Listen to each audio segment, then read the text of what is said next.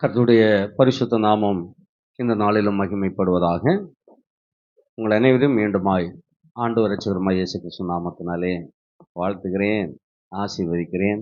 கர்த்தருடைய ஆசீர்வாதம் சிறு பிள்ளைகள் முதல் முதியோர் வரைக்கும் எல்லார் மேலும் நிலைத்திருப்பதாக. அல்லேலூயா.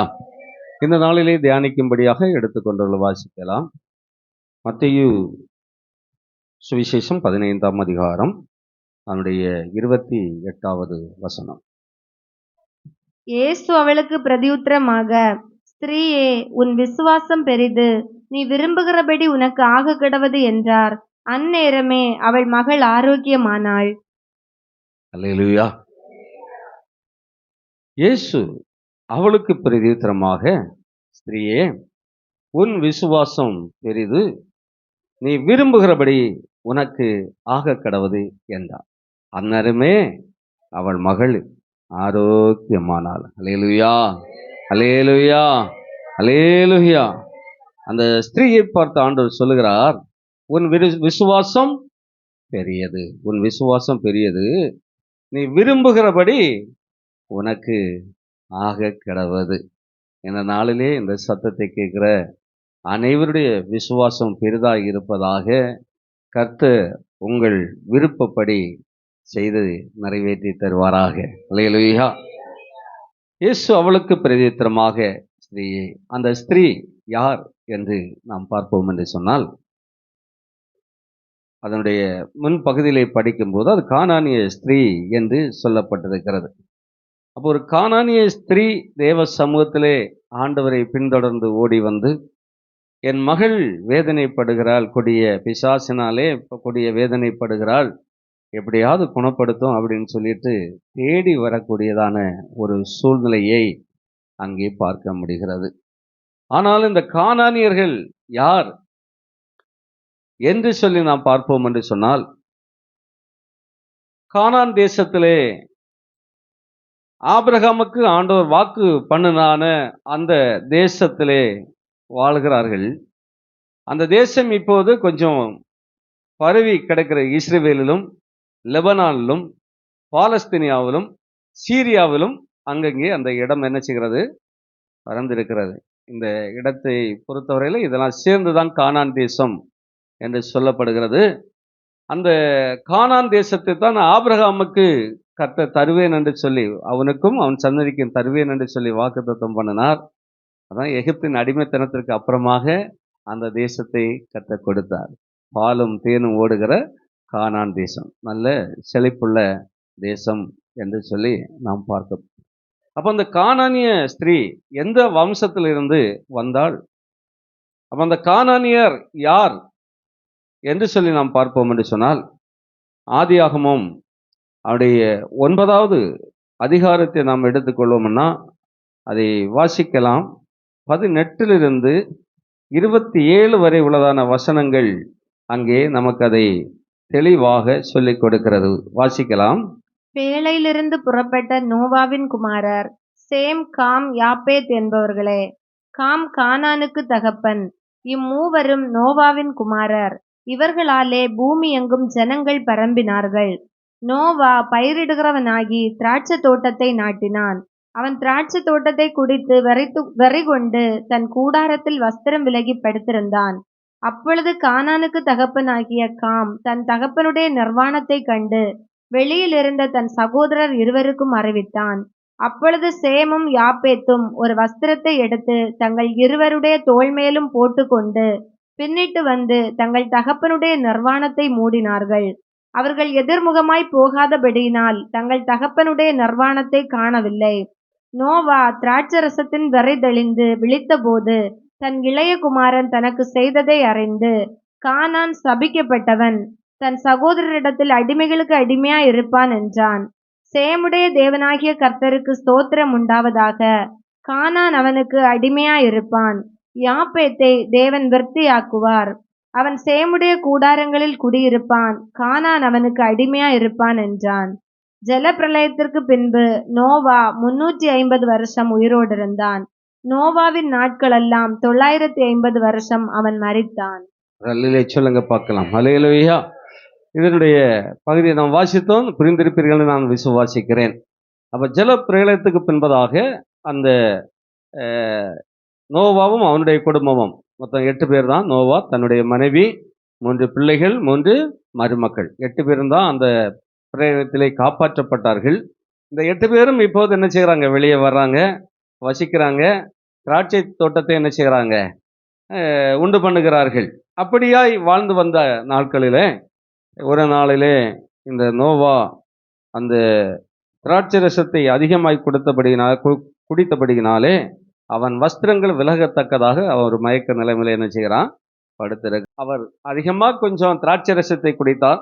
அந்த குடித்த நிமித்தமாக போதை வந்து விட்டது. தன் வஸ்திரத்தை காத்துக்கொள்ளக்கூடிய தன்மை இல்லாதபடிக்கு என்ன செய்கிறான்? படுத்திருக்கிறான். இப்ப இதை ஒரு மகன் என்ன செய்கிறான்? பார்த்துட்டு அந்த 3 பிள்ளைகளை, ஒரு பிள்ளை. நம்ம அந்த 3 பிள்ளைகளை குறித்து நம்ம இப்போ வாசித்தோம். 3 பேர்களை நம்ம வாசித்தோம். யாரெல்லாம்? Same, com, யாபேத். அதுல காம் தான் என்ன செய்கிறான்னா, அந்த தகப்பன் நிர்வாணமாய் படுத்திருப்பதை காண்கிறார். இல்லையா? அவ கண்டு அவன் என்ன செய்தான்னா, தன் சகோதரத்துல போய் சொல்ற, நம்முடைய அப்பா என்ன செய்கிறாரு? இதுவரை நம்ம பார்த்திராத ஒரு சீன். அவர் போதையில திராட்சை ரசத்தை அதிகமாய் குடித்து வரிகொண்டு வஸ்திரங்கள் விலகத்தக்க அளவில் படுத்திருக்கிறார் என்று சொல்லி தன் சகோதரத்தில் போய் சொன்னானாம். என்ன நோக்கத்துல சொன்னானோ, பரிகாசம் பண்ணானோ, சிரித்தானோ, அதெல்லாம் நமக்கு இங்கே வேதத்திலே சொல்லப்படவில்லை. அந்த தகவலை தன் சகோதரத்தில் சொன்ன மாத்திரத்திலே சகோதரன் என்ன செய்யானா, நல்ல ஒரு துப்பட்டாவை எடுத்து தன்னுடைய தகப்பனுடைய நிர்வாணத்தை காணாதபடிக்கு தங்கள் தோள்கள் மேல அந்த துப்பட்டாவை அப்படி சாய்த்து கொண்டு வந்து முகம் பாராதபடிக்கு என்ன செய்தாங்க?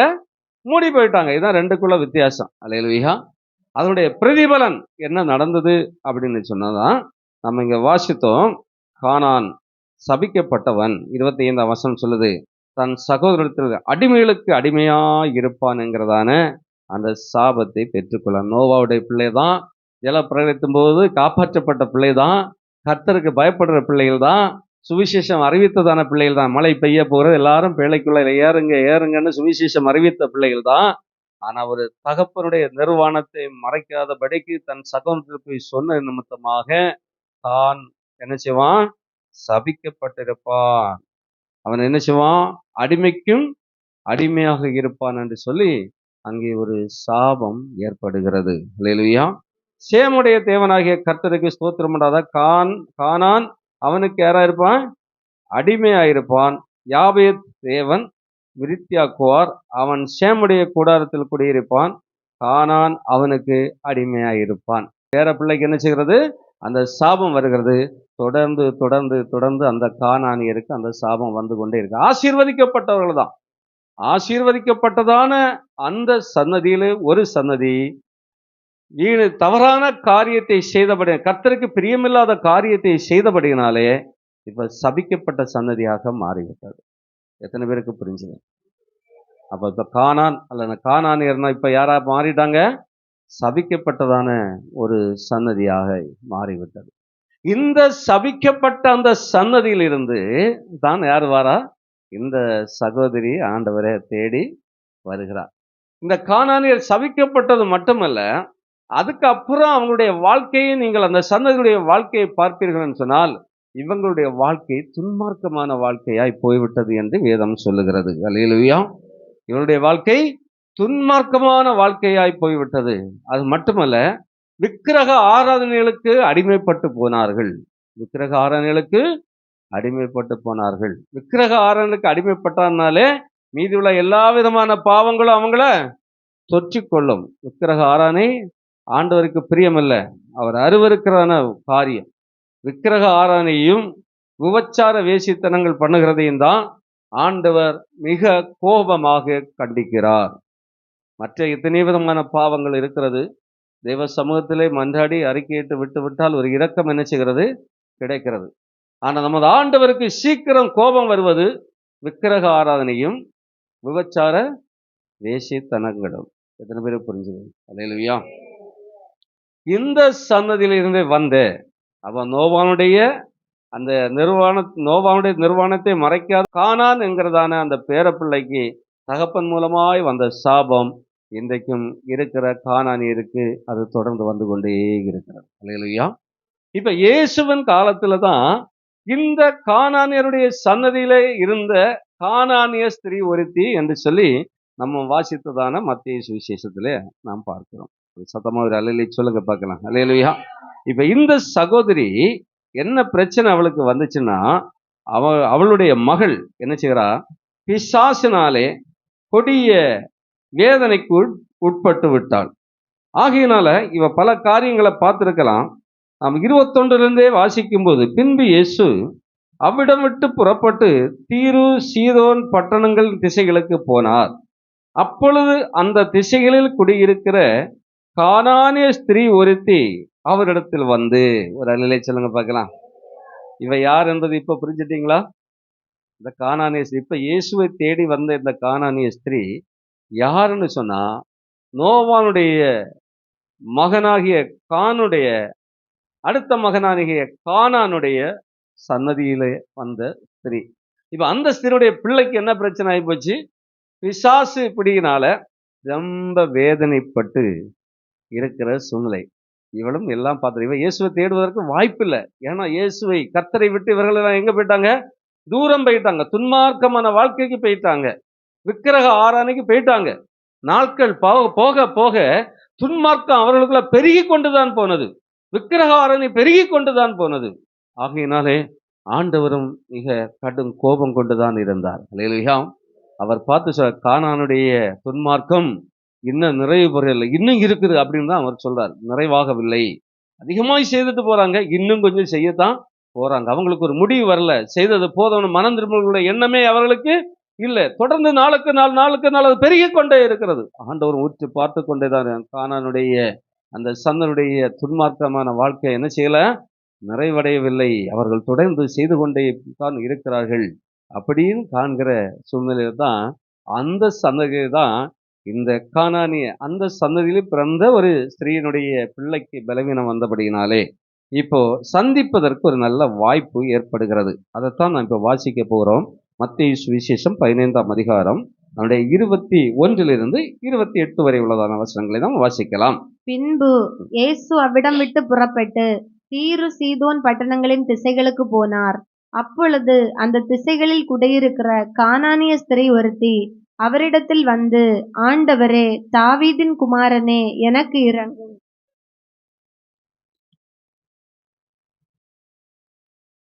என் மகள் பிசாசினால் கொடிய வேதனைப்படுகிறாள் என்று சொல்லி கூப்பிட்டாள். அவளுக்கு பிரதியுத்தரமாக அவர் ஒரு வார்த்தையும் சொல்லவில்லை. அப்பொழுது அவருடைய சீஷர்கள் வந்து, இவள் நம்மை பின்தொடர்ந்து கூப்பிடுகிறாளே, இவளை அனுப்பிவிடும் என்று அவரை வேண்டிக் கொண்டார்கள். அதற்கு அவர், காணாமற் போன ஆடுகள் ஆகிய இஸ்ரவேல் வீட்டாரிடத்திற்கு அனுப்பப்பட்டேனே அன்றி மற்றபடி அல்லவென்றார். அவள் வந்து, ஆண்டவரே, எனக்கு உதவி செய்யும் என்று அவரை பணிந்து கொண்டாள். அவர் அவளை நோக்கி, பிள்ளைகளின் அப்பத்தை எடுத்து நாய்க்குட்டிகளுக்கு போடுகிறது நல்லதல்ல என்றார்.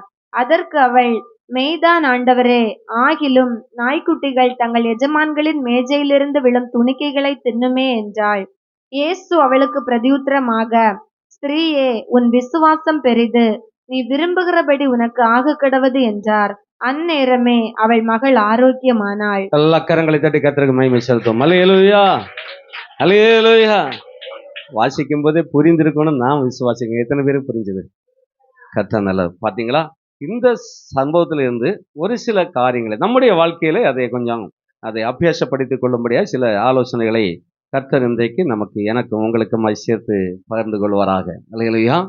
ஒன்று, நோவானுடைய குடும்பத்தில் சேர்ந்த ஜலப்பிரளயம் வரும்போது பாதுகாக்கப்பட்டதான ஒரு மகன்தான் கான். அவன் தன் தகப்பனுடைய நிர்வாணத்தை மறைக்காதபடிக்கு சகோதரத்தில் சொன்னதுனால கானான் இப்போது தொடர்ந்து அவனுடைய பிள்ளை கானான் என்ன செய்கிறாங்க? சபிக்கப்பட்ட சன்னதியாக மாறி போகிறது. ஆசீர்வதிக்கப்பட்ட சன்னதி இப்ப என்ன ஆகிறது? சபிக்கப்பட்ட சன்னதியாக மாறி போகிறது. இதை நம்ம புரிந்து கொள்ள வேண்டும். குறிப்பா பிள்ளைகளை எல்லாம் கொஞ்சம் புரிந்து கொள்ளுங்க.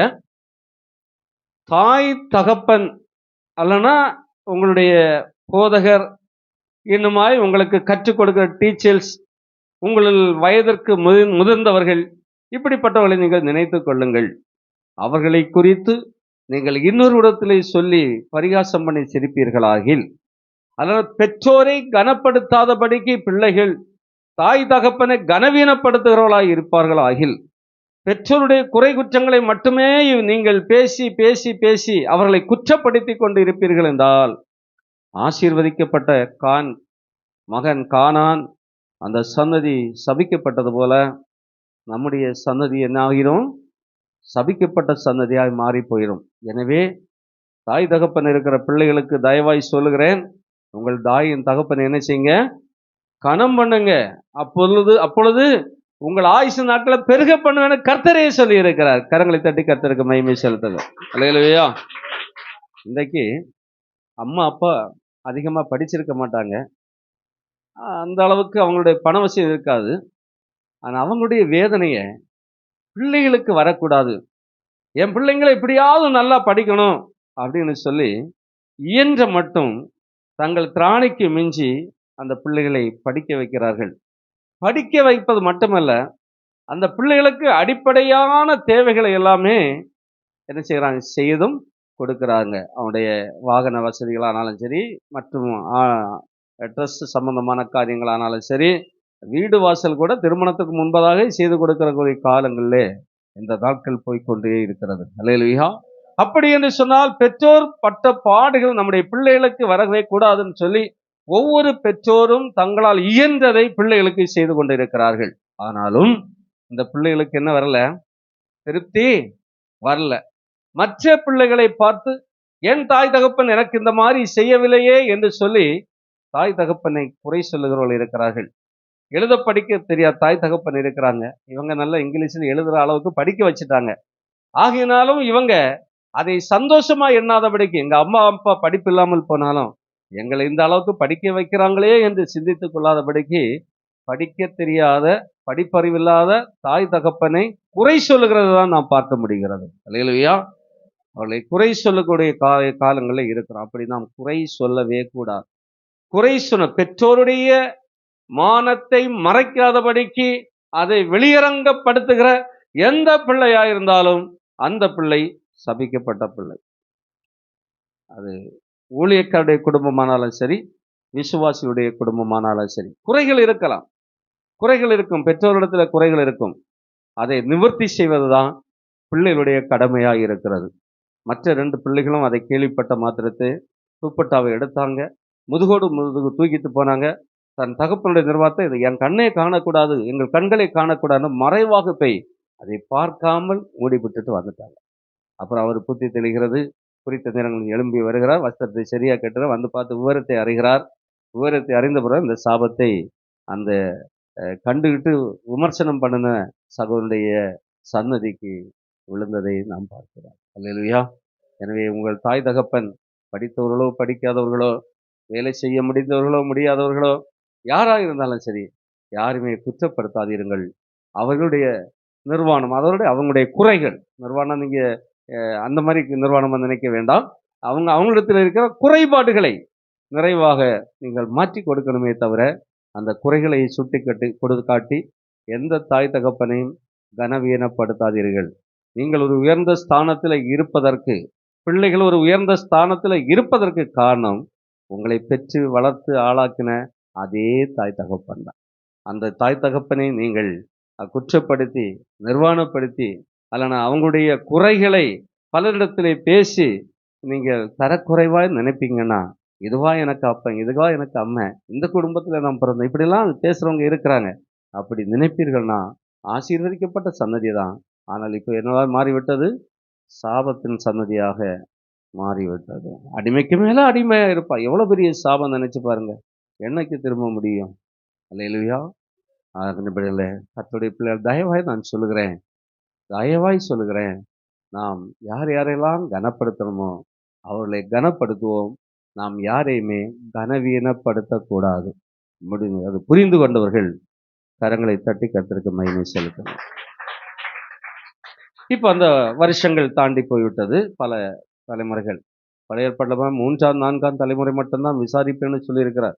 இப்போ இது அதை விட அதிகமாக அந்த சந்ததியாக தொடர்ந்து வந்து கொண்டே இருக்கிறது. அப்போ இப்போ இந்த அம்மாவுக்கு கர்த்தரை தேடக்கூடிய ஒரு சூழ்நிலை என்ன செய்தது? அங்கே உருவானது. காரணம் என்ன? தன்னுடைய பிள்ளை பிசாசினால கொடிய வேதனைப்பட்டபடினாலே. நானும் நீங்களும் அப்படித்தான் இருந்தோம். சபிக்கப்பட்ட சந்ததி போல் தான் வாழ்ந்து கொண்டிருந்தோம். எப்படி இப்படி ஆவிக்குரிய பிள்ளைகளாய் நாம் மாறணும் என்று சொன்னால், இந்த கானானிய ஸ்திரீக்கு வந்தது போல தான் ஏதோ ஒரு பிரச்சனைகள் நம்ம என்ன செய்தது, சந்தித்தது. அந்த பிரச்சனையில் நம்மை தப்பித்துக் கொள்ள முடியாத ஒரு சூழ்நிலையில தான் கர்த்தரை என்ன செய்கிறோம், தேட வேண்டிய முறைப்படி தேடுகிறோம். அல்லேலூயா, அல்லேலூயா. பாருங்க, இந்த கானானிய ஸ்திரீ அந்த கடந்து வந்த அந்த சன்னதிகளை, முற்பதாக்களை பார்க்கும்போது துன்மார்க்கத்திற்கு மேல துன்மார்க்கம் பெருகிக் கொண்டே போனது. விக்கிரகாரம் பெருகிக் கொண்டு போகுது. நாளுக்கு நாள் பாவத்துக்கு மேல பாவம், சாபத்துக்கு மேல சாபம் வாங்கி கொண்டே இருந்தவர்கள் தான். ஆனா இப்போது தன் பிள்ளைக்கு வந்த சோதனை நிமித்தமாக, கஷ்டத்தின் நிமித்தமாக இயேசுவை தேட வந்தாள். அல்லேலூயா. அப்ப நம்முடைய சன்னதி எப்படிப்பட்ட சன்னதியோ, அல்லது நாம பேர் கிறிஸ்தவளாய் நேற்று அல்லனா இன்றைக்கு வரைக்கும் எப்படியோ வாழ்ந்து கொண்டிருக்கலாம். பேச்சிலே, நடக்கையிலே, செயல்ல பலவிதமான ஆண்டவருக்கு பிரியமில்லாத காரியங்களை நாம் பேசியிருக்கலாம், சிந்தித்திருக்கலாம், பார்த்திருக்கலாம், செய்திருக்கலாம். அல்லேலூயா. இப்போ அது நிமித்தமாய் நாம் சபிக்கப்பட்டவர்களாய் மாறுகிறோம். ஆசீர்வதிக்கப்பட்டவர்கள் இப்போது நாம் செய்கிற கிரியல் நிமித்தமாக சபிக்கப்பட்டவர்களாய் மாறுகிறோம்.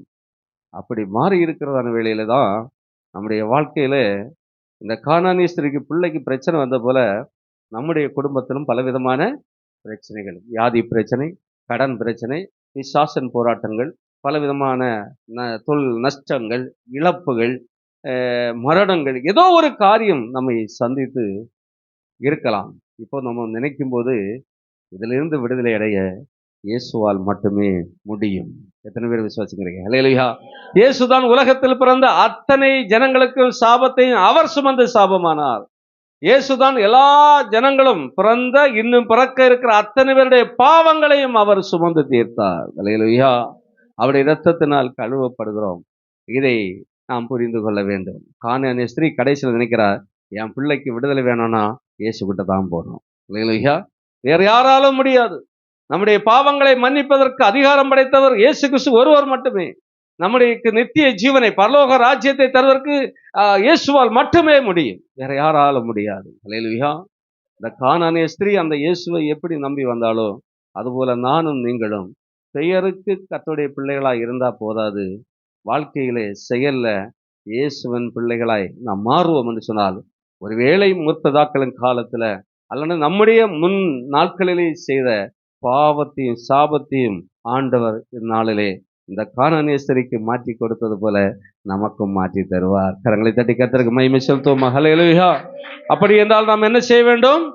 ஆண்டவராய் இயேசு கிறிஸ்துவை தேட வேண்டும். வாஞ்சியோடு தேட வேண்டும். கடமைக்காக அல்ல. வேத வாசிப்பு, ஜெபம், சபையில கூடி ஆராதிப்பது, வீடுகளில் கூடி ஜெபிப்பது, இன்னுமாய் தனி ஜெபங்கள், குடும்ப ஜெபங்கள், மற்றவர்களுக்கு சுவிசேஷம் அறிவிப்பது, நாமும் ஆண்டுடைய ராஜ்யத்துக்கு போக ஆயத்தமாவது, மற்றவர்களை ஆயத்தப்படுத்துவது, இப்படிப்பட்டதான சிந்தை நம்முடைய இரத்தத்துக்குள்ளால் ஓடிக்கொண்டே இருக்க வேண்டும்.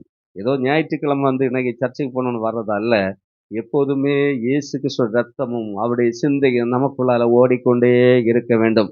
அவர்கள் தான் பிரச்சனை வரும்போது இயேசுவால் மட்டுமே முடியும் என்று இயேசுவை தேடி வருவார்கள். கரங்களை தட்டி நாம் கர்த்தருக்கு மகிமை செலுத்துவோம். அல்லேலூயா. இப்போ இங்க வந்துட்டான். வந்து அவ எப்படி கூப்பிட்டா தெரியுமா? தாவீதின் குமாரனே எனக்கு இறங்கும். முதல்ல அறிக்கை செய்கிறார். இயேசு யார்? தாவீது குமாரன்கிற அறிக்கை செய்கிறார். நம்ம எல்லாருக்கும் தெரியும், பர்த்தமேயு குருடன் அவனும் இயேசுவை கண்டு என்ன செய்தான்? பிச்சை கேட்டு இருந்தவன் பிச்சை கேட்கறது நிப்பாட்டிட்டான். இப்ப என்ன கேட்கிறான்? தாவீதின் குமாரனே எனக்கு இறங்கும். அவர் காது கேளாம என்ன செய்கிறாரு? கேளாதவர் போல போய்கொண்டே இருக்கிறார். சீசல பார்த்து அதட்டா, ஐயா போறாரு, நீ என்னடா சத்தம் போடுற? நிறுத்தடான்னு பிச்சைக்காரன் அசால்ட்டா நினைச்சிட்டாங்க, நினைச்சு அவனை அதட்டினார்கள். அவன் முன்பிலும் அதிகமாய் சத்தம் போட்டான். முன்னால இருந்ததை விட அதிகமாய். என்ன சத்தம்? தாவீதின் குமாரனே எனக்கு இறங்கும். ஆண்டவர் திரும்பி பார்த்தார். சீசலையோ, நீ அவனை அதட்டிட்ட வர, போ, நான் கூப்பிட்டேன், கூட்டிட்டு வா அப்படின்னு சொல்லி அதே சீசல் சொல்றாங்க. சீசல் வந்து கூட, எப்பா எலும்பு, இயேசு உன்னை அழைக்கிறார். இவன் பயப்படுறான். ஏற்கனவே போகும்போதே திட்டிட்டு போனாங்க, இப்ப திரும்பவும் வரான, என்ன செய்ய போறானு ஒருவேளை பயந்திருக்கலாம். இயேசு அழைக்கிறார் என்ற செய்தி அவனிடத்துல கேட்ட மாத்திரத்திலே அவன் எழுந்து அவன் அணிந்திருந்த மேல் வஸ்திரத்தை தூக்கி வீசி விட்டான். அல்லேலூயா. குருடர்களுக்காக கொடுக்கப்படுகிற ஒரு யூனிஃபார்ம், தூரத்தில் பார்த்தாலே இவன் குருடன் என்பதை தெரிந்து மற்றவர்கள் வழி விலகி போவார்கள். அப்படிப்பட்டதான ஒரு ஆடை, நம்மூர் வழக்கப்படி ஒரு கந்தை ஆடை என்று நினைத்துக் கொள்ளுங்கள். பாவம் நிறைந்த, கந்தை நிறைந்த அப்படின்னு நினைத்துக் கொள்ளுங்கள். அப்ப இயேசு அழைக்கிறார் என்ற செய்தி இவன் காதுல விழுந்தோடனே அதை தூக்கி வீசினான். இயேசுவை தேடி வந்திருக்கிற நாமும் நம்மை சூழ்ந்திருக்கிற, நம்மை மூடிக்கொண்டிருக்கிற, நம்மை ஒட்டி கொண்டிருக்கிற பாவத்தை தூக்கி வீச வேண்டும். அல்லேலூயா. ஆனா இன்னைக்கு என்ன செய்யறாங்க? அந்த போர்வையும் இருக்கு, இயேசுவும் இருக்கிறார். அப்படி இருந்தா அற்புதம் நடக்காது. அல்லேலூயா. எங்க பார்த்தாலும் சரிதான். அவன் விசுவாசித்தான். இயேசு கூப்பிட்டாருன்னா என்னுடைய கண் திறக்கும், நான் பார்வையடை, இனி எனக்கு இந்த வஸ்திரம் தேவையில்லை. இயேசு கிட்ட வந்த பிறகு பாவ வாழ்க்கை நமக்கு வேண்டவே வேண்டாம். உலக சிற்றின்பங்கள், ஆசாபாசங்கள் நமக்கு வேண்டவே வேண்டாம். அதெல்லாம் பவுல் சொன்ன அற்பமும் தூசியும் குப்பையுமாய் உதறிவிட்டு தேவனிடத்துல வருகிறவர்களுக்கு தான் சகல விதமான ஆசீர்வாதமும். அல்லேலூயா, அல்லேலூயா. நம்ம ரெண்டு பக்கம் பேலன்ஸ் பண்ணி போறோம். அதை பார்க்கணும், இதை பார்க்கணும், அங்க பார்க்கணும், உலகத்தை பார்க்கணும், ஆவிக்குரிய பார்க்கணும். ரொம்ப பேலன்ஸ் பண்றோம். பண்ணக்கூடாது என்று சொல்லவில்லை, ஆனால் அதிகமாக பேலன்ஸ் பண்றோம். முதலாவது தேவனுடைய ராஜ்யத்தை, அவருடைய நீதியை தேடுங்கள், அப்பொழுது இவைகளெல்லாம் கூட கொடுக்கப்படும். நம்ம நேரே மாறி தேடிக்கொண்டு இருக்கிறோம். உலகத்தில் உள்ள எல்லா வேலையை முடிச்சுக்கிட்டு அப்புறமா தேவனுடைய ராஜ்யம் தான் ரெண்டுக்குள்ள வித்தியாசம். அப்போ உலகத்தை தேடினா உலகத்துக்குள்ள எல்லாம் கொடுக்கப்படுமா இருக்கலாம், ஆனா பரலோகத்தை நாம் யாரும் இழந்து போகக்கூடாது. இல்லையா? எனக்கு முதலிடம் ஆண்டவருக்கு நாம் கொடுக்க வேண்டும். அப்ப கூப்பிட்டு, என்னப்பா நீ விசுவாசிக்கிறையா? ஏன் இப்படி சத்தப்பட்ட? இயேசு யார்கிட்ட கேட்கிற? 10 குருடன் கேட்கும்போது, ஆண்டவரே நான் பார்வையடைய வேண்டும், நான் விசுவாசிக்கிறேன். சரி, உன் விசுவாசத்தின்படி ஆக கடவுது. அப்ப அற்புதம் நடக்கணும்னா அவருடைய விசுவாசம் தேவையா இருக்கிறது. அல்லேலூயா. நாம் யாருமே விசுவாசத்திலே குறைந்தவர்களா இருக்கக்கூடாது. விசுவாசத்தில் நாம் உறுதியா தரித்து நிற்கிறவர்களா இருக்க வேண்டும். அப்போது அங்கே அற்புதம் நடக்கும். அல்லேலூயா. அப்ப ஆண்டவர் இந்த ஸ்தலத்துல என்ன செய்யறாருன்னா, கொஞ்சம் தூரம் என்ன செய்கிறாரு, அது கேட்கற மாதிரி போறாரு. இப்ப ஊழிய செய்த நாட்கள்ல மட்டுமல்ல, அவர் மரித்து உயிர்த்த பின்பு கூட அந்த அவர் என்ன செய்கிறாருன்னா, எம்மாவூர் சீஷர்கள் பேசி பேசி பேசி போயிட்டு இருக்கும்போது அவர் அடையாளம் தெரியுமா அவனோட கூட சேர்ந்து போறாரு. அவன் 2 பேரும் பேசிட்டு இவரும் சேர்ந்தாச்சு. இப்ப யாரா 3 பேரா பேசிட்டு தான் இயேசு உலக பாரத்தையெல்லாம் சுமந்து உயிர்த்தெழுந்தாச்சு. ஆனாலும் ஒன்றும் தெரியாத சாதா அவர்களில் ஒருவனை போல, வழிபோக்கனை போல அவளோடு இயேசு என்ன செய்றார், சேர்ந்துட்டார். இப்ப பேசி பேசி பேசி போறாங்க. ஆண்டவர் திட்டுறாரு, கடைசியில திட்டுறாரு.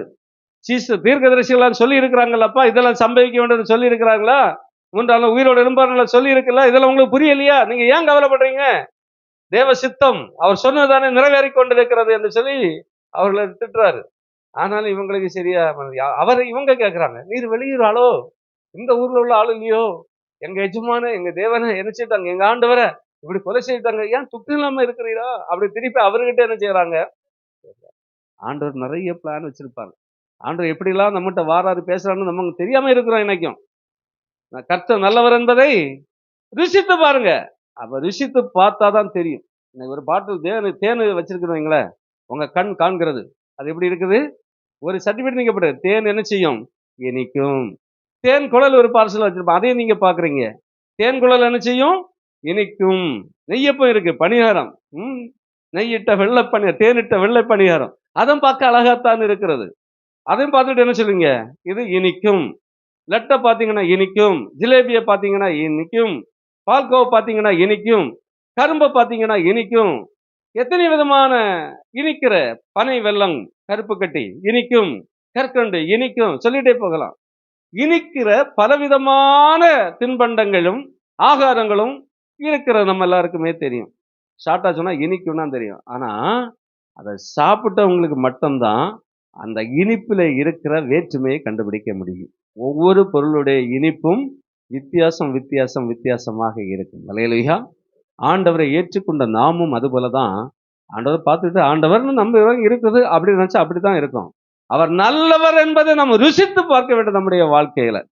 அவங்களுக்கு மட்டும்தான் இயேசுக்கு சொல்ற டேஸ்ட் என்ன என்பது தெரியுமே தவிர, மற்றவங்க வாயால அறிக்கை செய்வார்களே தவிர, அவர்களோடு ஒன்றித்து போகிற அவருக்கு இருக்கிற வல்லமை, அவர் நம்மகிட்ட எப்படி எப்படிலாம் செயல்படுகிறார் என்பதை அவங்களை அறிந்து கொள்ளவே முடியாது. வல்லமையுள்ள தேவன் அல்லது அற்புத தேவன் அப்படி ஏதாவது ஒண்ணு சொல்லிக் கொள்ளலாமே தவிர அந்த வல்லமையை நாம் அனுபவிக்க வேண்டும். அவர்களுக்கு தான் அவருடைய உண்மையான டேஸ்ட்.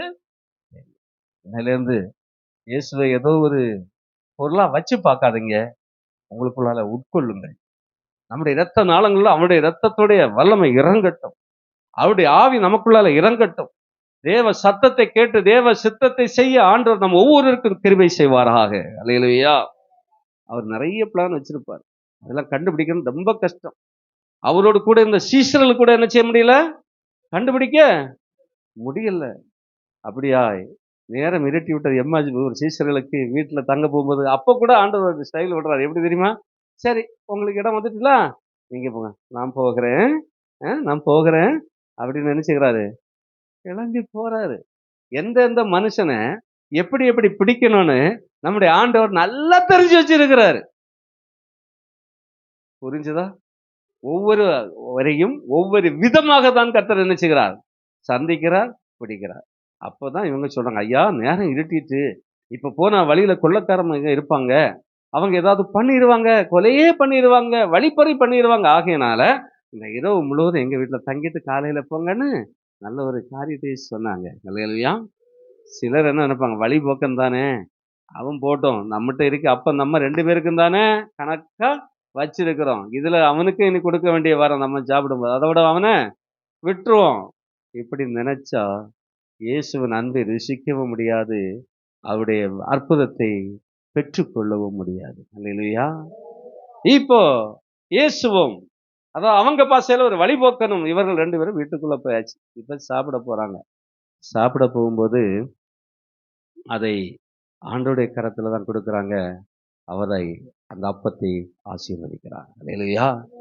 அவர் அதை ஆசீர்வதித்து பிட்டு அவர்களுடைய கரங்களை கொடுக்கிற மாத்திரத்திலே சீசனுடைய ஆவியின் கண்கள் திறக்கப்பட்டது. கரங்களை தட்டி கர்த்தருக்கு மகிமை செலுத்தும். அல்லேலூயா. அதனாலதான் நான் சொல்லுவேன், நற்கருணை ஆராதனை, அதாவது திருவிருந்து ஆராதனையை மேக்சிமம் மிஸ் பண்ணாதீங்க. இல்லையா? நம்ம எல்லாம் கிறிஸ்தவர்கள் தான், ஆனாலும் அவருடைய பாடு மரணங்களை நாம் நினைவு கூர்ந்து அந்த நற்கருணையிலே அந்த திருவிருந்து பந்தியிலே நாம் பங்கெடுப்போம் என்று சொன்னால் நம்முடைய ஆவியின் கண்கள் திறக்கும். ஆவிக்கேற்றபடி நாம் நடப்போம். அதனால மாம்ச கண்களே திறந்திருக்கும், மாம்சத்துக்கு ஏற்றவளை செய்வோம். மாம்சத்துக்கு ஏற்ற காரியம் அது மரணம் என்று சொல்லப்பட்டிருக்கிறது, சாபம். இல்லையா?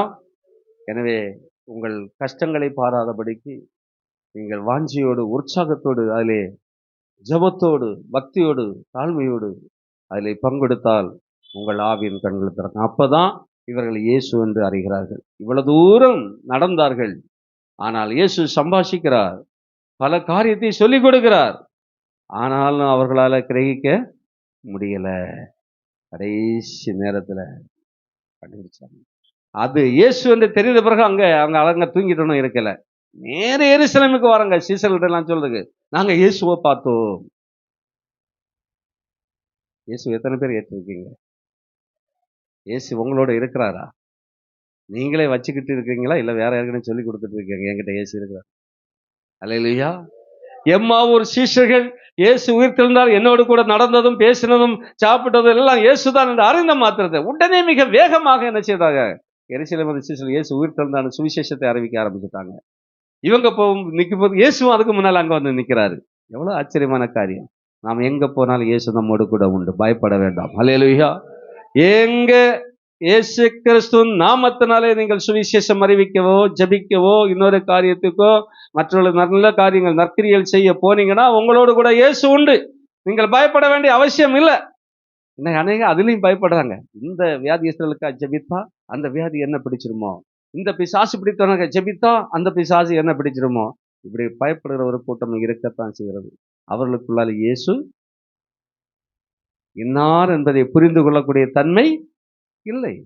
இருந்தால் அவர் சொல்ற, நான் உன்னோடு கூட இருந்து பயங்கரமான காரியத்தை செய்வேன். அதை நீங்க நம்பினீங்கன்னா நாம் ஒவ்வொருவரும் அதை செய்யணும். ஒரு அல்லையிலே சொல்லுமா? அல்லையா. இப்படி ஆண்டவர் டெக்னிக்கலா சில காரியங்களை எல்லாம் செய்வார். படகுல போறாங்க, சீஷர்கள் போறாங்க, இயேசுவும் அங்கதான் இருக்கிறார். அங்கேயும் என்னதான் வருது, கடல் கொந்தளிக்கிறது, புயல் அடிக்கிறது, அவர் ஃப்ரீயா இருக்கிறார். அவருக்கு தெரியாதா? இயேசுக்கு தெரியாதுங்க என்ன நடக்க போன தெரியாதா? எல்லாமே தெரியாது. நாம் ஆராதிக்கிற தேவன் உறங்குவதும் இல்லை, தூங்குவதும் இல்லை. ஆனா இவனும் என்ன கேட்கிறான், ஐயரே நாங்கள் மடிந்து போறோம், நீங்க என்ன அங்க பெரிய தலையணை வச்சு தூங்கிட்டா இருக்கிறீங்க, உங்களுக்கு கவலை இல்லையா, நாங்க சாக போறோம், உங்களுக்கு கவலை இல்லையா அங்க மேல அப்படின்னு அவர்கிட்டயே கேள்வி கேட்கிறாங்க. அல்லேலூயா. ஒரு ஆக்ஷன் தான், அவ்வளவுதான். எதற்காக? நம்முடைய விசுவாசத்தை உறுதிப்படுத்தும்படியாய் சில நேரங்களை கைவிடப்பட்டது போல இருக்கும். ஆனா ஆண்டவர் கைவிடவே மாட்டார். தாகத்தினால தண்ணீரை தேடி ஓடும்போது அது உடனே கிடைக்காவிட்டாலும் ஏசாயா தீர்க்கதரிசி உன் நான் வறண்டு போகிற நேரத்துல அவர் தாகத்தை தீர்க்கிற தேவனாய் இருக்கிறார். ஹல்லேலூயா. ஒருவேளை சில ஜெபங்களை ஜெபிக்க ஆரம்பிச்ச உடனே அது கிடைக்காம இருக்கலாம். ஆனால் கைவிடுகிற தேவன் அல்ல. கடைசி நிமிஷத்துல, அது எதற்காக கடைசி நிமிஷம் வச்சிருக்கிறேன்னா, நாம் விசுவாசத்துல இன்னும் உறுதிப்படும்படியாக. அந்த படகுல ஏன் இந்த அலை வந்தது, கொந்தளிப்பு வந்தது, இவங்க அழுகுறாங்க, இந்த சீஷர்களை இப்படி விட்டாலும் சரி வராது, இவர்களை என்ன செய்ய வேண்டும், விசுவாசத்துல திடப்படுத்த வேண்டும். அது கேட்கிறாரு. காற்றை பார்த்து அதட்டியாச்சு, அமைஞ்சு அதெல்லாம் அமைதியா இருக்கிறது. இப்பதான் இவங்களுக்குள்ள சம்பாஷணை. இவ்வளவு தூரம் என் கூட இருக்கிறீங்களே, இப்ப என்ன நடக்குது, நான் யார், இன்னும் நீங்க புரிஞ்சுக்கிடலையா அப்படின்னு கேட்கிறாரு. நம்ம பார்த்து கேட்கிறாரு. இத்தனை வருஷம் நம்ம ஆராதிக்கிறோம், ஆண்டவரே ரட்சிக்கப்பட்டிருக்கிறோம், ஏதோ வாசிக்கிறோம், தியானிக்கிறோம், ஜெபிக்கிறோம். பிரச்சனைகள் வரும்போது, சோதனைகள் வரும்போது ஏன் நீங்கள் சோர்ந்து போகிறீர்கள்? விசுவாசத்திலே உறுதிப்படுங்கள். கடைசி நிமிஷத்துல ஆண்டவர் கை கொடுப்பார் என்பதை நீங்க மறந்து விடக்கூடாது. சில நேரங்களில் உடனே கிடைக்கும், சில வேளை மத்தியத்துல கிடைக்கும், சில வேளை கடைசியில கிடைக்கும். கிடைக்காமல் இருக்கவே இருக்காது. அவர் நம்மோடு கூட இருந்து செய்கிற காரியம் பயங்கரமா இருக்கும். இந்த பூமியில யாருக்கும் செய்திராத பெரிய அதிசயங்களை அந்த தேசத்து ஜனங்களுடைய கண்கள் காணத்தக்கதாக கர்த்தரை நம்பி இருக்கிற பிள்ளைகளுக்கு செய்யத்தான் போகிறார். அது இந்த நாட்களிலே கர்த்தர் செய்வாராக. அல்லேலூயா. இப்படி நிறைய காரியங்களை சொல்லிட்டே போகலாம். ஆண்டவர் நேசிக்கிறதா லாசர் வியாதிப்பட்டான், தகவல் கிடைச்சாலும் இவரால் போக முடியல, மரித்து அடக்கம் பண்ணப்பட்டான். ஆனாலும் 4 நாள் என்ன செய்யல, போகல. அதுக்கு ஆண்டவருக்கு பிளான் உண்டு. இங்க இருந்து ஒரு வார்த்தை சொன்னாலே 110 பேருடைய மகனுக்கு சுகம் கிடைச்ச மாதிரிங்க, சுகம் கிடைக்கல, எதனாலும் செய்யலாம். அல்லேலூயா. ஆண்டவர் சில பிளான்களை எல்லாம் வச்சிருப்பார். பயப்படாது. ஐயோ நான் செத்துட்டேன்னு நினைக்க விட, நம்ம சாக மாட்டோம், நம்ம உயிர் தெழுவோம். அந்த பள்ளத்தாக்கிலே காணப்பட உலர்ந்த எலும்புகளுக்குள்ளார ஆண்டவர் சதையை கொடுத்து, நரம்பை கொடுத்து, தோலை கொடுத்து, தூர இருந்ததான எல்லா எலும்புகளையும் அந்தந்த எலும்புகள் அந்தந்த இதோட இணைத்து அப்படியே ஒரு சேனையாய் எழும்பி நிற்கிறதாக எசேக்கியேல் தீர்க்கதரிசிக்கு ஆண்டவர் அந்த அதிகார தரிசனத்தை கொடுத்தார் என்று சொன்னால், ஒரு நாளிலே அப்படியே அனைவரை உயிர்ப்பிக்க போகிறது அதிக நிச்சயம். அல்லேலூயா. நம்மை கைவிடுகிற தேவன் அல்ல, நம்ம ஆராதிக்கிற தேவன். மனுஷர்கள் கைவிடலாம், ஆனால் கர்த்தர் ஒரு நாளும் ஒருபோதும் யாரையும் கைவிடவே மாட்டார். கைவிடப்பட்டது போல இருக்கும், கைவிடப்படுவது இல்லை. கரங்களை தட்டி கர்த்தருக்கு மகிமை செலுத்தும். இப்போ ஒருவேளை பல பிரச்சனைகள் நீங்கள் இருக்கலாம், கண்ணீரின் மத்தியில இருக்கலாம், வேதனை மத்தியிலே, சோதனை மத்தியிலே, உபத்திரத்தின் மத்தியிலே, வியாதிகள் மத்தியிலே, கடன் பிரச்சனை மத்தியிலே, போராட்டத்தின் மத்தியிலே, பல காரியத்தில் நீங்கள் இருக்கலாம். ஆனால் ஒன்றிலும் ஆண்டவர் கைவிடவே மாட்டார். நீங்க தோற்று போகிறவர்கள் அல்ல. அந்த கானானிய ஸ்திரீக்கே உன் விசுவாசம் பெரியது, நீ விரும்புகிறபடியாக கடவுள் சொன்னானா, நிச்சயமா நமக்கும் அந்த வார்த்தையை ஆண்டவர் சொல்லாமல் இருப்பாரோ? சொல்லுவார். கரங்களை தட்டி கர்த்தருக்கு மகிமை செலுத்துங்க. ஹல்லேலூயா.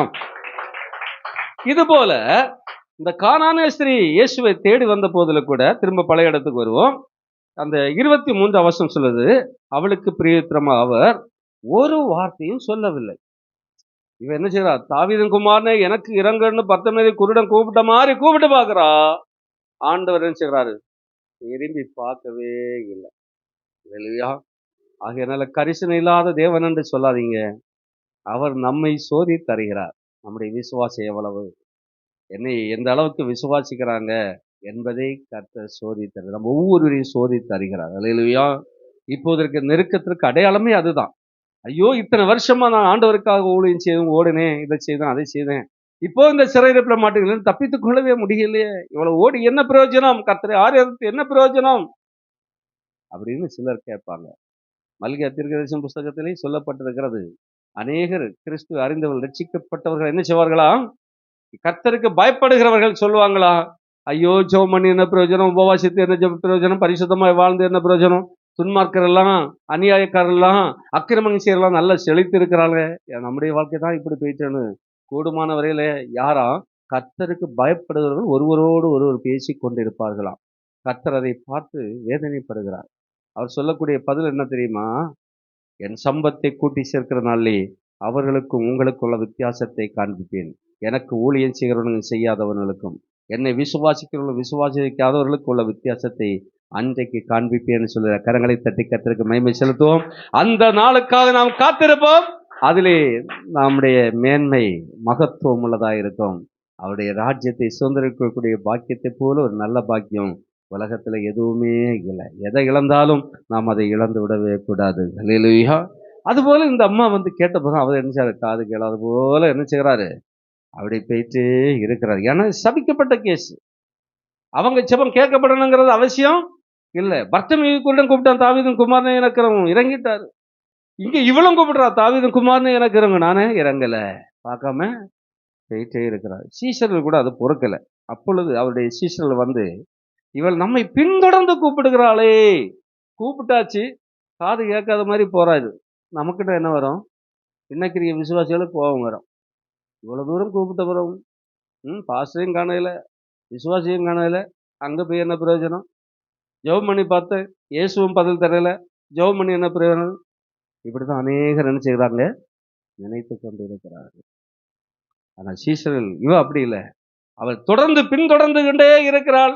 பின்தொடர்ந்து சென்று கொண்டே இருக்கலாம்னா தொடர்ந்து பேசிட்டே இருப்பா. தாவீதின் குமாரனே எனக்கு இறங்கும், எனக்கு இறங்கும், எனக்கு இறங்கும். அல்லேலூயா.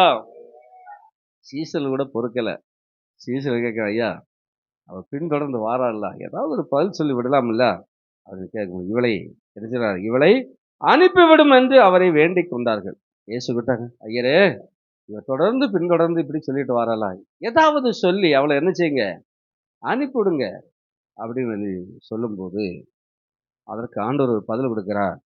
அதற்கு அவர், காணாமல் போட ஆடுகளாகிய இஸ்ரவேல் வீட்டாரிடத்திற்கு அனுப்பப்பட்டேன் என்று மற்றபடி அல்ல என்றார். அல்லேலூயா.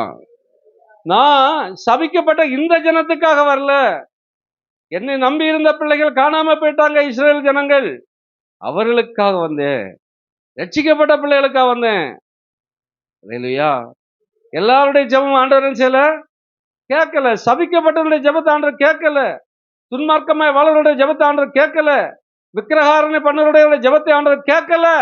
பாவத்துக்கு மேல பாவம் செய்து கொண்டிருக்கிற உலக சிற்றின்பங்களை விழுந்து மாம்ச இச்சன்படி வாழ்ந்து கொண்டிருக்கிற ஜெபத்தை கர்த்தர் கேட்கவில்லை. அல்லேலூயா. என்ன சொல்றாரு? நான் என் பிள்ளைகளுக்காக தான் வந்திருக்கிறேன். அதுக்கு தான் பிதாவாகிய தேவன் என்னை அனுப்பி இருக்கிறாரே தவிர இவங்களுக்கு இல்லை அப்படின்னு ஷார்ட்டா பதிலையும் சொல்லியாச்சு. அப்போ சீசல் அடங்கிடுவாங்க. சீசல் இருக்க மேலே ஒன்றும் பேச முடியாது. அப்போ அவ என்ன செய்யணும்?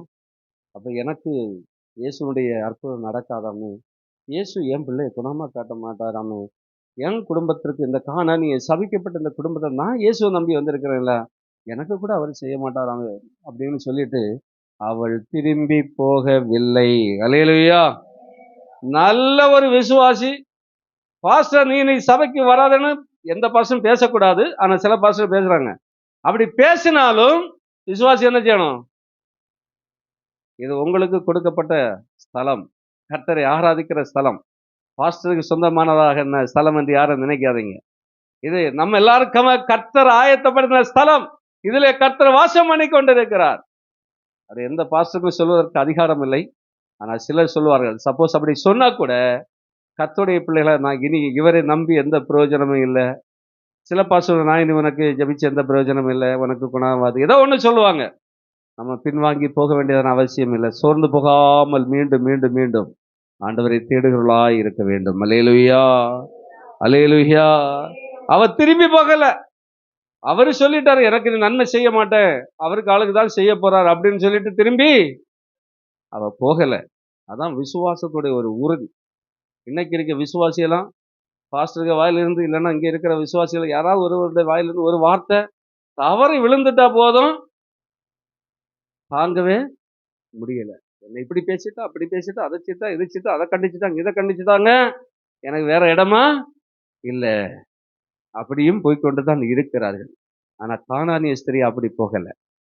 யார் யாரெல்லாம் போகாம இருக்கிறாங்களோ அவர்கள் அந்த ஆண்டவருடைய அற்புதத்தை சுதந்தரிப்பார்கள். கரங்களை தட்டி கர்த்தருக்கு மகிமை செலுத்தும். அல்லேலூயா.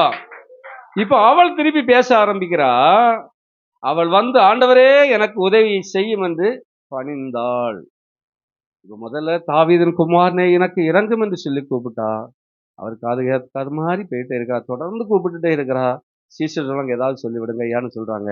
ஆனாலும் இவளுக்கு நான் செய்வதற்கு ஒன்றுமே இல்லை, என் பிள்ளைகளுக்கு தான் செய்வேன். அவர் திரும்பி போகும்போது இந்த சத்தத்தை கேட்ட கானானிய ஸ்திரீ அந்த வார்த்தையை நம்பி இனி இவர் பின்னால போன பிரயோஜனம் இல்லை, திருப்பி போன அவ போகல. ஏன்னா அவளுக்கு தெரியும், இயேசுவால் மட்டுமே என்னுடைய பிள்ளைக்கு சுகமளிக்க முடியும், என் பிள்ளையை பிடித்திருக்கிற பிசாசுடைய வல்லமையை அழிக்க முடியும் என்பதை அவள் அறிந்திருந்தபடியால, வேற வழியே இல்லை, இயேசுதான் வழி என்பதை தெரிந்திருந்தபடியால அவர் தொடர்ந்து பின்தொடர்ந்து இப்ப என்னன்னா பணிந்து விட்டாள், பணிந்து பணிந்து கொண்டாள் அவர். ஆனாலும் ஆண்டவர் விடல. ஆண்டவர் திரும்ப சொல்றாரு, அவள் பாருங்க, அவர் அவளை நோக்கி பிள்ளைகளின் அப்பத்தை எடுத்து நாய்க்குட்டிகளுக்கு போடுகிறது நல்லதல்ல என்று சொன்னார். ஏன் பிள்ளைக்கு வச்சிருக்க சாப்பாடை ஏன் பிள்ளைக்கு கொடுக்காம நாய்க்குட்டிக்கு போடுவது எக்காரணம் கொண்டு அது நல்லது அல்ல. ஆனாலும் அந்த அம்மா என்ன செய்யல, திரும்பி போகல. அடுத்த ஆண்டவர்கிட்ட சம்பாஷிக்கிறா. என்ன சொல்ற பாருங்க, இயேசு அவளுக்கு பாருங்க, உடனே அவளுக்கு ஆகிலும் நாய்க்குட்டிகள், அது உண்மைதான் இல்லையா, 27 சொல்லுது, அதற்கு அவள் மெய்தான் ஆண்டவரே, நீங்க சொல்றது உண்மைதான், நீங்க சொல்றது உண்மைதான். எந்த தகப்பனும் சொந்த பிள்ளைக்கு வைத்திருக்கிற அப்பத்தை பிள்ளைக்கு கொடுக்காம நாய்க்குட்டிக்கு இருந்துச்சு மாட்டான், கொடுக்க மாட்டான், உண்மைதான். ஆனாலும் அப்படிங்கிற வார்த்தையை விடுறா பாருங்க. ஆனாலும் தங்கள் எஜமான்களின் மேஜையில் இருந்து விழுகிற துணிக்கைகளை இந்த நாய்க்குட்டிகள் தின்னுமே. ஆகிலும் நாய்க்குட்டிகள் தங்கள் எஜமானின் மேசையிலிருந்து விழும் துணிக்கைகளை தின்னுமே. இதுக்கு பதில் சொல்ல முடியாது இல்லையா? இதுக்கு பதில் சொல்ல, இது அப்ப என் பிள்ளைகளுக்கு தான், நாய்க்குட்டிக்கு தரமாட்டேன் வச்சிருக்கிறோம். நீங்க சொன்னது சரிதான். இப்ப ஆனா உங்க பிள்ளைங்க மேசையில அப்படியே சுத்தி இருந்து அப்படி சாப்பிடுவாங்க பாத்தீங்களா, அதுல சின்ன வேஸ்ட்டுகள் எல்லாம் என்ன செய்யும், துணிக்கைகள் எல்லாம் என்ன செய்யும், கீழே விழுமே. அதை இந்த நாய்க்குட்டிகள் தின்னுமே. அப்படியாக எனக்கு அது கிடைச்சாலே போதும், சுகமாயிரும் என் பிள்ளை. அதான் விசுவாசம் இல்லையா? நீங்க வச்சிருக்கிற அப்பம் எனக்கு வேண்டாம், அதுல இருந்து விழக்கூடிய அந்த எச்சிலே போதும். அதை கூட நீங்க தந்தீங்கன்னா இந்த நாய்க்குட்டி அந்த எச்சில தின்னு எப்படி வாழ்க்கையை நடத்துகிறதோ, வாழ்ந்து காட்டுகிறதோ, என் பிள்ளைக்கும் விடுதலை கிடைக்கும் என்பதை நான் நம்பி இருக்கிறேன். கரங்களை தட்டி கர்த்தருக்கு மகிமை செலுத்துங்க. ஹல்லேலூயா. இந்த விசுவாசம் கர்த்தருடைய பிள்ளையால நாம் ஒவ்வொருவருக்கும் இருக்க வேண்டும். நம்மள பெரிய ஆசீர்வாதத்தை வேணும், எனக்கு கார் வேணும், பங்களா வேணும், அது நடக்கணும், இது நடக்கணும், கோடி வேணும், லட்சம் வேணும், இதே பார்த்துட்டே இருக்கிறோம். ஹல்லேலூயா. ஏன் மேஜில் துணிக்கை ஆனாலும் சரிதான், அதனால அந்த நாய்க்குட்டி பிழைக்கிற போல பிழைக்குமே. ஆண்டவர் சொன்னார், இனி இதுக்கு மேல இந்த பிள்ளைய நம்ம என்ன செய்யக்கூடாது, சோதிக்க கூடாது. அந்நிய சபிக்கப்பட்ட தேசத்திலிருந்து வந்துட்டா, சாபம் முடிச்ச குடும்பத்திலிருந்து வந்துட்டா, இயேசுவை அதாவது கர்த்தரை விட்டு தூரம் போன குடும்பத்திலிருந்து வந்துட்டா, விக்கிரகாராதனை செய்கிற குடும்பத்திலிருந்து வந்துட்டா, பல விதமான துன்மார்க்கமான வாழ்க்கை வாழ்ந்து கொண்டிருந்த குடும்பத்திலிருந்து வந்துட்டா, நாளுக்கு நாள் அவருடைய பாவங்கள் பெருகி கொண்டிருக்கிறது, ஆயினும் என்ன தேடி வந்துட்டாளே என்பதை ஆண்டவர் பார்த்து, அவள் மனம் மாறவாளான மாறி போகட்டும்னு என்ன செய்கிறாரு, அப்படி தூத்துக்குடி ஆண்டவருடைய கரத்துல இருக்கிறார்.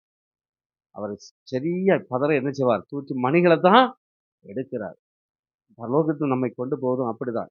அறவர ஊழியக்காரங்களானாலும் நிற்க மாட்டாங்க, விசுவாசிகளாக நிற்க மாட்டாங்க. அந்த தூத்துக்குடியில போடும்போது பாதி வழியில் என்ன செய்வாங்க, போய்விடுவாங்க.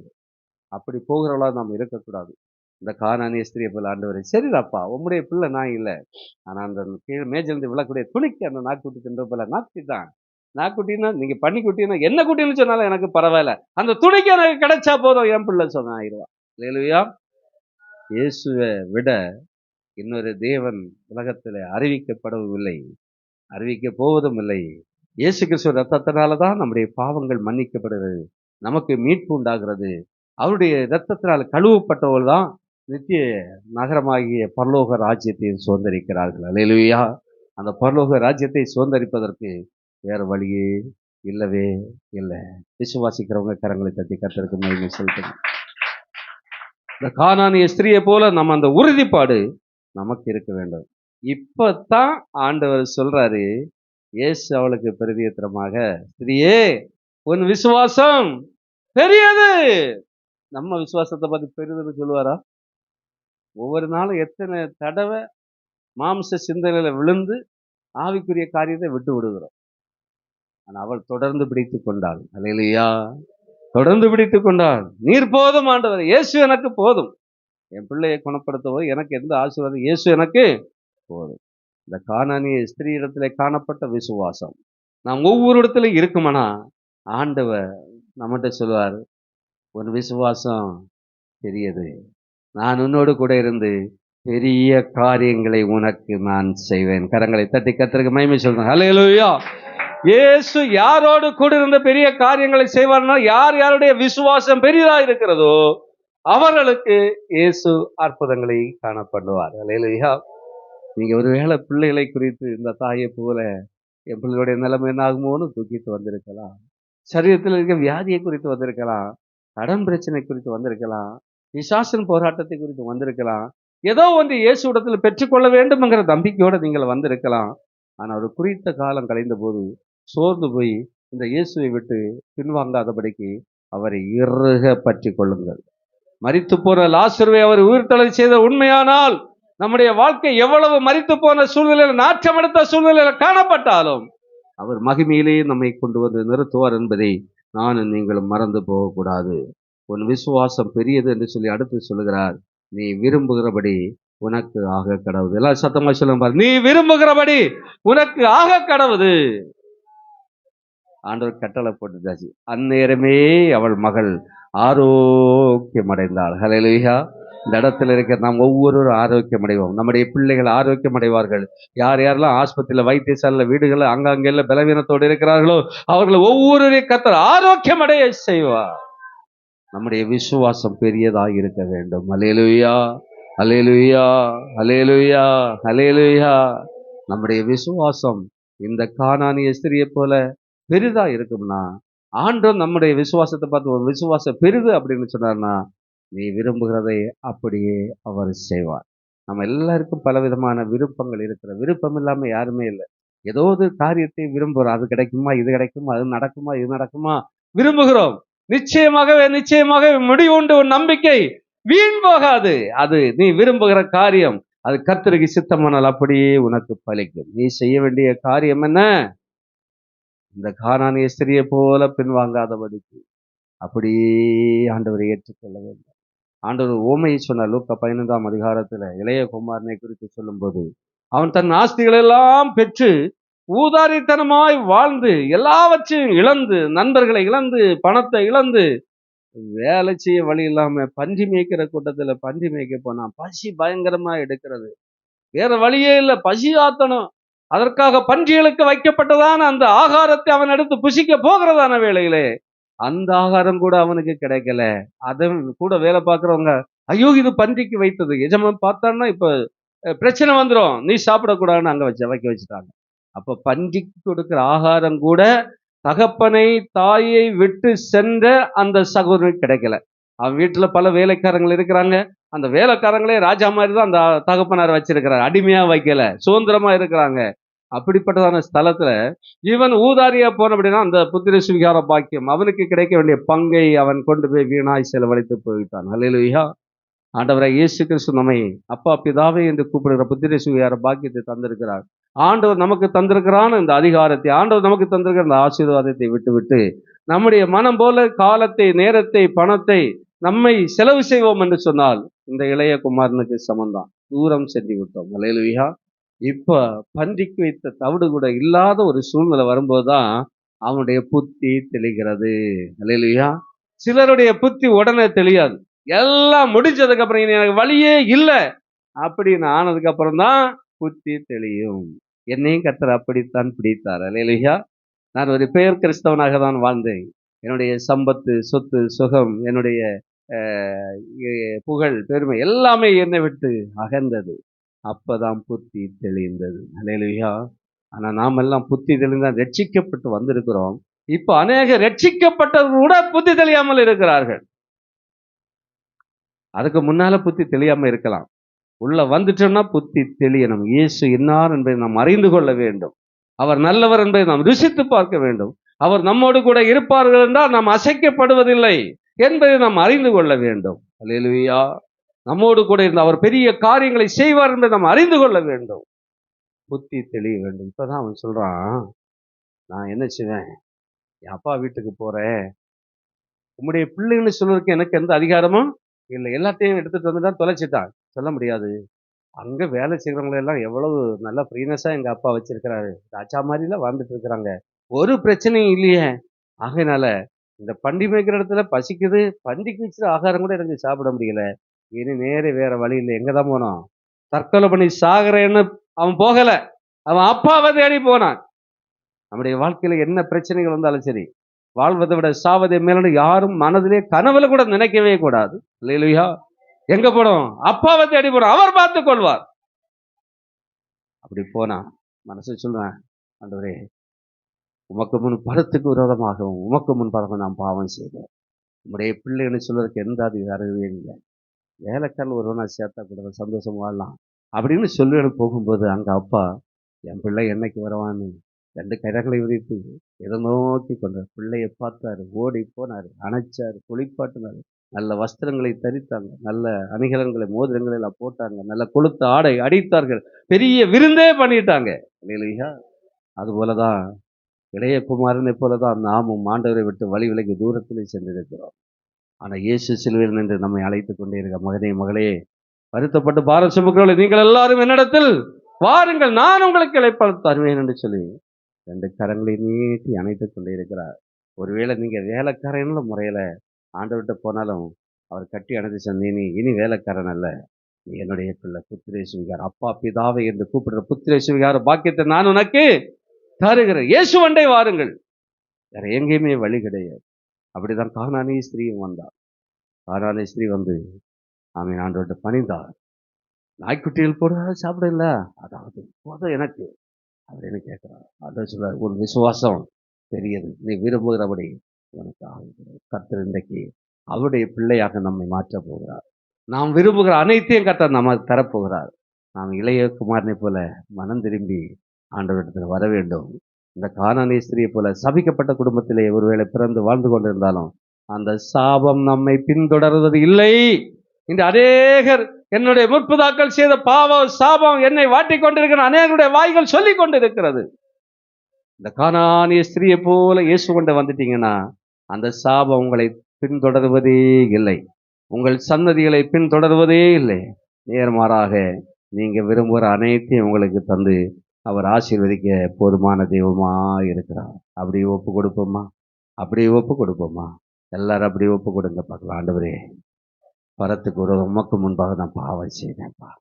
இனி உடைய பிள்ளைன்னு சொல்வதற்கு எனக்கு அதிகாரம் இல்லாமல் போனாலும் உன் வேலைக்காரர் ஒருவனாக சேர்த்துக்கொள்ளும் அந்த இளையகுமார் மனம் திரும்பி போனான். பார்த்தீங்களா? இந்த கானானிய ஸ்திரீ சபிக்கப்பட்ட குடும்பத்திலே வாழ்ந்து கொண்டிருக்கிறாள். தன் பிள்ளைக்கு பிசாசினால் கொடிய வேதனை வந்த வேளையிலே அந்த பிள்ளையை குணப்படுத்த வேண்டும், காப்பாற்ற வேண்டும் என்று சொல்லி இயேசு ஒன்றே வந்தார். இயேசு, தாவீதின் குமாரனை எனக்கு இறங்கும் என்று கேட்கும்போது அவர் காது கேளாத போயிட்டே இருக்கிறார்.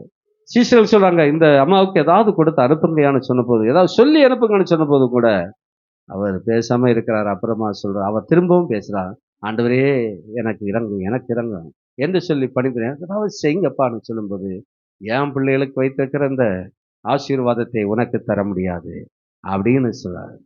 பிள்ளைகளுக்கு வைத்திருக்கிற அப்பத்தை நாக்குட்டிகளுக்கு போடுவது நல்லதல்ல என்று சொன்ன வேளையில சொல்லுகிறாங்க, ஆமா ஆண்டவரே, அந்த எஜமானுடைய பிள்ளைகள் மேஜின் மேலிருந்து விழக்கூடிய துணிக்கைகளையாவது சாப்பிடுமே, அந்த துணிக்கைகளாவது எனக்கு போதும் எனக்கு அப்படின்னு கேட்கிறார். இப்பதான் சொல்றாரு, மகளே, உன் விசுவாசம் பெரியது, நீ விரும்புகிறபடி உனக்கு ஆக கடவுது. அந்த விசுவாசத்தை நாம் பெருக்குவோமா? எல்லாரும் ஆண்டவர்கிட்ட சொல்லுங்க, ஆண்டவரே, இந்த விசுவாசத்திட்டு விலகாதபடிக்கு இந்த கானானிய ஸ்திரீகளை உண்மையே பற்றி கொண்டிருப்பேன். ஆண்டவரே, நான் என்னுடைய சன்னதியிலும் ஆசீர்வதிக்கப்பட வேண்டும், நானும் என் சன்னதியிலும் ஆசீர்வதிக்கப்பட வேண்டும். இந்த சாபம் எங்களை பின்தொடரவே கூடாது.